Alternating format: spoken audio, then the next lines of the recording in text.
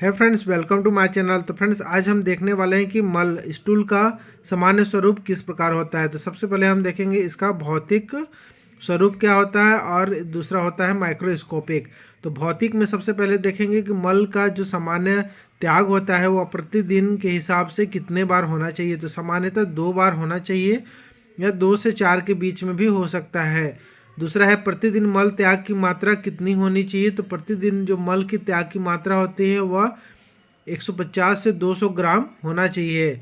मल का जो प्रकार होता है वह किस प्रकार होना चाहिए। तो नरम बंधा हुआ होना चाहिए और इसका जो रंग होता है वह हल्का या फिर गहरा भूरा होता है।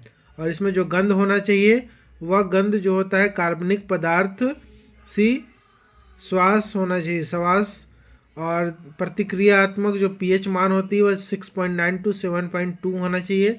म्यूकस म्यूकस इसमें लेस मात्रा अर्थात बिल्कुल नहीं की मात्रा में म्यूकस होना चाहिए या मल में मिला हुआ म्यूकस होना चाहिए। अब देखते हैं माइक्रोस्कोपिक।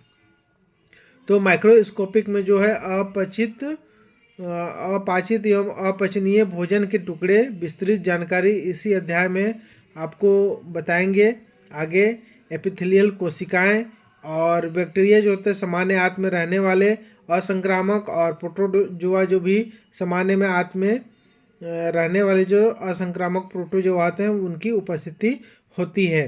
तो चलिए अब देखते हैं अपचित एवं अपचनीय जो भोजन है इसके टुकड़े हम आपको अभी बताने वाले हैं, इसकी विस्तृत जानकारी आपको बताने वाले हैं। वैसे तो जो सामान्य मल होता है वह 2/3 जल होता है इसमें, और इसके अलावा जो सामान्य प्राकृतिक मल होता है वह मुलायम बंधा हुआ होता है। इसके अलावा मल सूखा और कम मात्रा में कब होता है, जब अधिक मात्रा में मांसाहारी भोजन करते हैं। किंतु मल वही मुलायम और अधिक मात्रा में कब होगा, जब शाकाहारी और रेशेदार भोजन करेंगे। छोटे छोटे गोलाकार पिंड के रूप में कब होगा, जो कब्ज होने पे मिलता है। लई की भांति जो मल होता है वह अरुद्ध कामला में पाया जाता है। पतले पतले भी जो फीते के समान होते हैं वह आंत में ऐंठन या मलाशय के निकाचन या जो उसका संकुचन होता है उसके अनुसार उसके ऊपर निर्भर करता है। इसके अलावा पानी पर तैरे हुए मल जो वसा की अत्यधिक मात्रा का होने से और द्रव के रूप में मल निकलना, आंत्र जो है संग्रहणी तो क्षय इत्यादि में यह अवस्था में मिलता है। मल जो चिपचिपा होती है वो बड़ी आंत के विकारों को सूचक है।